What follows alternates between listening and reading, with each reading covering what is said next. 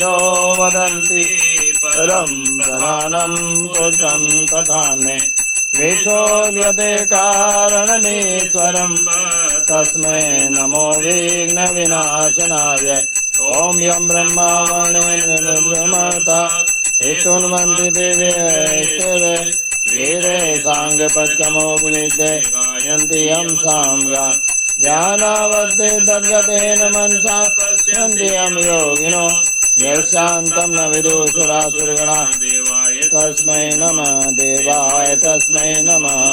कर्पूरगौरं करुणावतारं संसारसारं भुजगेन्द्रहारं सदा वसन्तं हृदयारविन्दे भवं भवानी सहितं नमामि त्वमेव माता च पिता त्वमेव बन्धुश्च सखा त्वमेव विद्या द्रविणं त्वमेव सर्वं मम देव त्वमेव सर्वं मम देव